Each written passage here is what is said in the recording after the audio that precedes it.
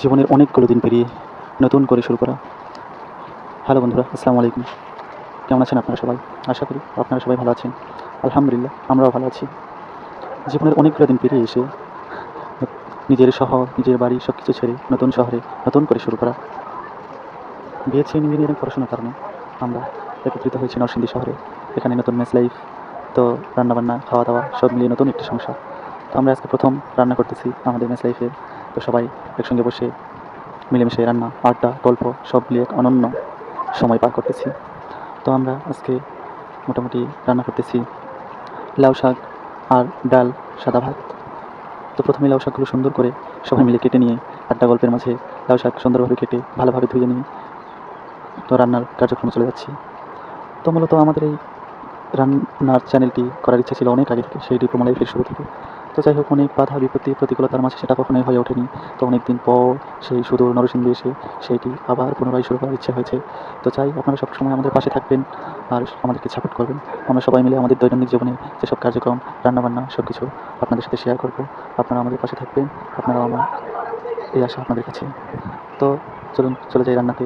তখন আমরা পেঁয়াজগুলোকে ডাল রান্নার জন্য পেঁয়াজগুলোকে হালকা করে ভেজে নিয়ে সাথে পাঁচফোড়ন, জিরা ইত্যাদি দিয়ে আগেই সিদ্ধ করে নিয়ে রাখা ডালটি পানিতে ঢেলে দিলাম। দিয়ে ডালটা মোটামুটি হয়ে গেছে। কিছুক্ষণ পরে এবার শুরু করবো আমরা লাউ শাক রান্না।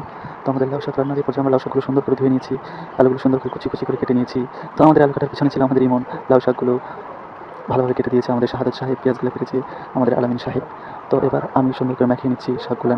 তো পেঁয়াজ কুচি দিয়ে, কাঁচামরিচ দিয়ে, তারপর লবণ, হলুদ, গুঁড়া মরিচ দিয়ে সুন্দর করে মেখে পাতিলে চাপাই দিয়ে গ্যাসটি চালু করে দিয়েছি। তারপর ঢাকনা দিয়ে ঢেকে রেখেছি। কিছুক্ষণ পর পর সুন্দর করে নেড়ে দেবো।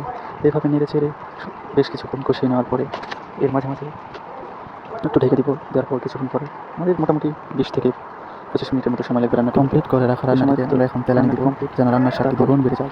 এখন আমরা সুন্দর করে ধুয়ে রাখা কড়াইটি নিয়েছি। কড়াইতে তেল দিয়েছি, তেলে কিছু পেঁয়াজ ছেড়ে দিলাম। পেঁয়াজ কুচি সুন্দর করে কুচি করে নিই এবং পেঁয়াজের উপর অবশ্যই একটু জিরে এবং দালচিনি দিয়ে দিব যেন অনেক সুস্বাদু সুঘ্রাণ ছড়ায়। জিরাটি যে কোনো তরকারিতে সুঘ্রাণ ছড়ানোর জন্য খুব ভালো কাজ করে। তো আমরা সুন্দর করে পেঁয়াজ জিরেগুলো ভেজে নিচ্ছি। এবার একটু তেজপাতা দিয়ে দিলাম। তেজপাতা খাবারের স্বাদ বাড়িয়ে দেয়, সুগন্ধি ছড়ায়। সুন্দরভাবে ভেজে নেওয়ার পরে আমরা ভালোভাবে পেঁয়াজ মশলাগুলো কষিয়ে নিচ্ছি।